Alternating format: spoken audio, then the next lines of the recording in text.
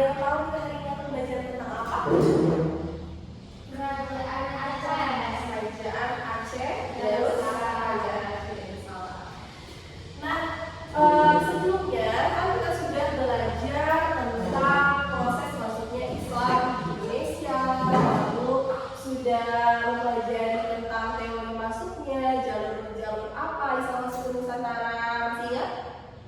Masih ingat ya? Jalur perdagangan, lalu pernikahan, dan tasawuf. Jadi udah paham ya. Nah, sebelumnya juga kita sudah membahas sedikit mengenai kerajaan-kerajaan Islam di Indonesia yang lain. Nah, sekarang pada minggu ini kita akan masuk ke Kerajaan Aceh Darussalam. Nah, sebelum masuk ke pembelajaran kita hari ini, ada yang sudah mengenal atau sudah mendengar tentang Kerajaan Aceh Darussalam? Sudah. Nah, coba dong sebelum Ibu yang memulai pembahasan, Ibu minta Eka coba berikan gambaran sedikit tentang Kerajaan Aceh Darussalam ini. Kerajaan Aceh Darussalam adalah kerajaan Islam besar terbesar di Kerajaan Aceh Darussalam adalah kerajaan Islam terbesar di Sumatera yang didirikan pada abad ke-16. Iya, boleh tentang dulu untuk kita. Ya betul ya. Jadi Kerajaan Aceh ini adalah kerajaan terbesar di Nusantara. Nah, langsung boleh minta tolong perhatiannya. Dan di sini itu ada gambaran dari letak Kerajaan Aceh. Ini peta dari Kerajaan Aceh kelihatan ya. Nah, ternyata Kerajaan Aceh ini terletak di ujung Pulau Sumatera. Nah, ini Pulau Sumatera. Nah, sedangkan Kerajaan Aceh ini berada di ujung dari Pulau Sumatera. Nah, ternyata Kerajaan Aceh ini berada di jalur perdagangan internasional. Perdagangan internasional sangat Malaka, sehingga membuat letak dari Kerajaan Aceh ini begitu strategis. Baik itu untuk jalur perdagangannya, kemudian jalur penyebaran Islam. Jadi letaknya ini sangat strategis, gitu. Nah, lalu bagaimana dengan awal berdirinya Kerajaan Aceh Darussalam ini? Boleh ada yang mau baca? Ayo, Dewi, silakan. Awal pendirian Kerajaan Aceh yaitu Sultan Aceh didirikan oleh Sultan Ali Muhayyad Shah pada tahun 1466. Pada awalnya kerajaan itu berdiri di atas wilayah kerajaan Lemuri, kemudian menunjukkan dan menyatukan beberapa wilayah kerajaan sekitarnya mencakup Dayak, Aktif, Pidi, dan wilayah Aceh. Ya, jadi Kerajaan Aceh Darussalam ini didirikan oleh Sultan Ali Muhayyad Shah itu pada tahun 1496. Nah, ternyata pada awal berdirinya Kerajaan Aceh Darussalam ini berdiri di atas bekas wilayah Kerajaan Lemuri. Kerajaan Lemuri ini adalah kerajaan ketua Buddha pada masa itu. Nah, lalu setelah berdiri, akhirnya pada masa kepemimpinan Ali Muhayyad Shah ini berhasil untuk menundukkan serta menyatukan beberapa wilayah-wilayah sekitarnya seperti Dayak, kemudian Pidi, dan wilayah Nakul. Nah, dari penyatuan beberapa wilayah ini, inilah menunjukkan bahwa Kerajaan Aceh pada masa itu menunjukkan kerajaan yang kuat di Nusantara. Ya, gitu. Lalu awal masa kejayaan. Jadi seiringnya berjalan waktu, ternyata Kerajaan Aceh Darussalam ini berhasil mencapai puncak kejayaan. Nah, masa kejayaannya itu dicapai pada awal abad ke-17, di mana pada masa kepemimpinan siapa? Sultan Kepemimpinan Sultan Iskandar Muda. Nah, pada saat ini, pada masa pemerintahannya ini, Kesultanan Aceh ini berhasil mencapai puncaknya. karena dengan salah satu contoh adalah berhasil untuk menaklukkan wilayah Pahang. Nah, pada saat itu ternyata wilayah Pahang ini merupakan wilayah yang begitu berpengaruh karena merupakan daerah sumber penghasil timah yang begitu melimpah. Nah, sehingga dari keberhasilan ini membuat Aceh ini semakin maju lagi karena apalagi dalam jalur perdagangannya sendiri. Nah, lalu wilayah kekuasaan dari Kerajaan Aceh Darussalam. Ternyata pada masa pemerintahan Sultan Iskandar Muda itu berarti masih masa ya, berarti masih masa kejayaan. Ternyata berhasil menaklukkan beberapa wilayah seperti wilayah Kesultanan Aceh di ujung utara Pulau Sumatera, lalu pesisir barat Pulau Sumatera, dan semenanjung Malaka. Nah, dari luasnya wilayah kekuasaan dari Kerajaan Aceh Darussalam ini membuat Aceh ini semakin kuat lagi dan sangat berpengaruh lagi di Nusantara, baik itu di bidang perdagangannya, kemudian di bidang politiknya.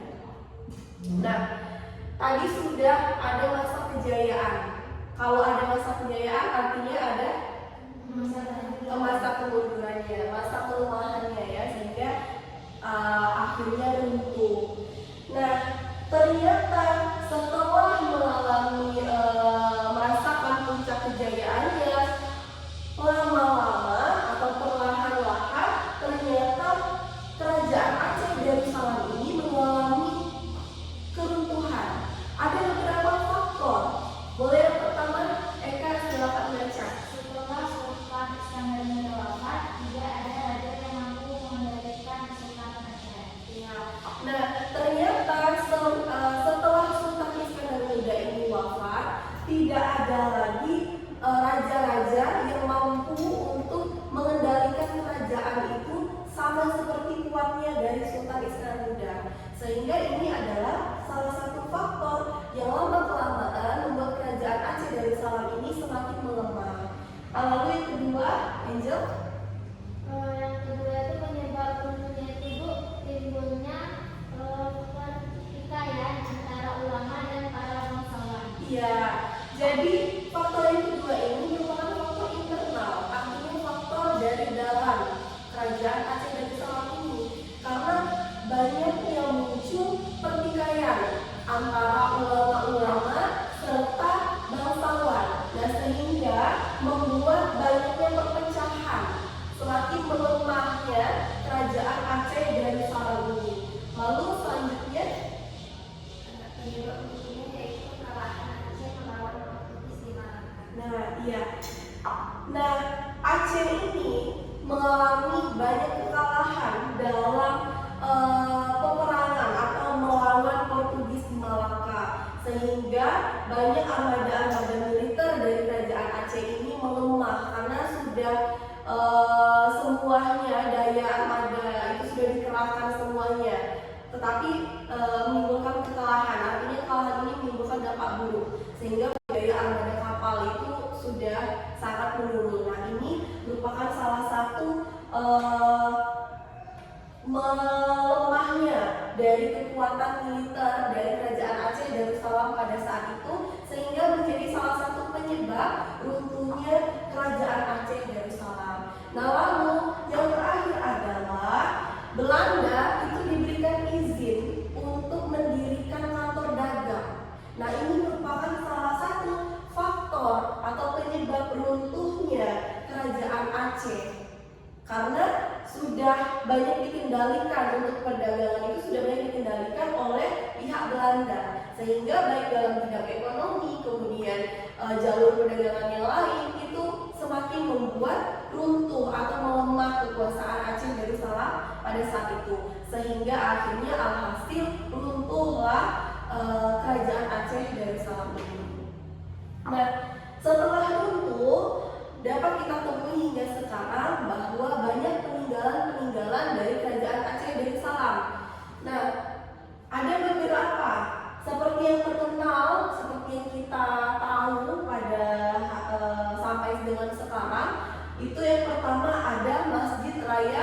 Baitur Rahman. Sudah pernah ke sana? Belum. Sama itu juga belum.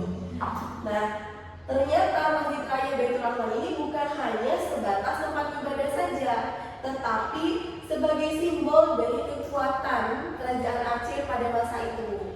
Nah, lalu yang kedua ada Taman Sari Gunungan. Nah, ini merupakan sebuah peninggalan berupa bangunan bersejarah, yaitu berupa Taman Sari Gunungan. Selanjutnya ada Pintu Hok. Nah, ini adalah berupa peninggalan sejarah dari kerajaan Aceh yang berbentuk bangunan gerbang. Ini gerbang kerajaan yang menghubungkan ke Taman Sari Gunungan tadi. Nah, menurut sejarah bahwa Pintu Hok ini adalah tempat istirahatnya Putri Pang ketika lelah bermain di taman. Jadi beliau ini istirahatnya di Pintu Hok ini. Itu lalu. Nah, lalu yang terakhir ada Meriam Kesultanan Aceh. Nah, ini merupakan salah satu bukti bahwa adanya kekuatan militer pertahanan pada masa kerajaan Aceh Darussalam di masa lalu. Nah, ada yang bertanya mengenai peninggalan kerajaan ini? Belum ya. Nah, baik. Sebelum kita masuk ke kesimpulan dari pembelajaran kita hari ini, Ibu ada kuis. Sebelumnya minggu lalu sudah Ibu ingatkan kalian untuk membawa handphone masing-masing. Sudah dibawa semuanya? Sudah, Ibu. Ya, ada kuotanya ya. Ada, Ibu. Baik, itu linknya sudah Ibu kirim di grup. Jadi Ibu minta sekarang kalian masuk ke linknya. Kita bermain kuis di Kahoot. Jadi nanti untuk 5 orang yang menjawab benar itu akan ada penambahan nilai nantinya, serta ada rewardnya nanti di akhir semester ya. Sudah selesai ya kuisnya.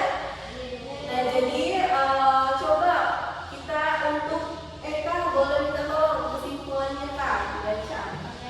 Jadi dari kesimpulan pembelajaran kita yaitu bahwasannya kerajaan Aceh Darussalam merupakan salah satu kerajaan Islam terbesar di Nusantara yang terletak di ujung utara Pulau Sumatera.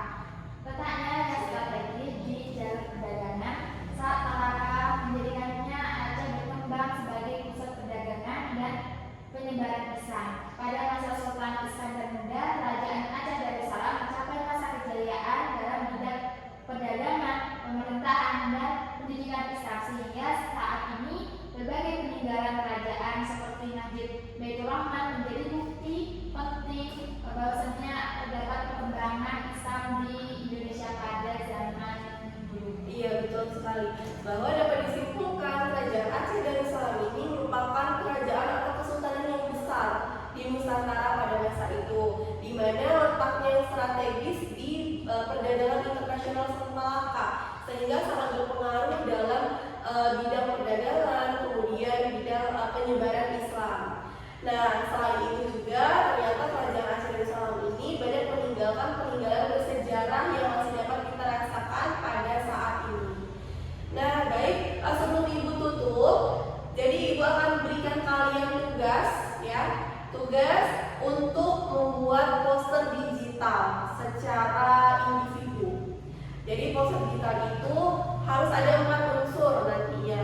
Ada masa awal berdirinya kerajaan, kemudian masa kejayaannya, kemundurannya, serta peninggalan-peninggalan dari sejarah kerajaan Aceh Darussalam ini. Jadi harus ada 4 unsur tersebut dalam poster digital kalian. Nah, minggu depan Ibu harap semuanya sudah selesai dan dipresentasikan, sehingga harapan Ibu setelah kalian presentasikan kalian dapat memahami lagi, serta dapat menjelaskan lagi mengenai kerajaan Aceh Darussalam ini. Paham ya? Ya. Baik, pembelajaran kita sampai di sini. Masih ada pelajaran selanjutnya? Masih ya. Dan marilah kita tutup kelas kita hari ini dengan mengucapkan lafaz hamdalah. Ya, baik, Ibu tutup.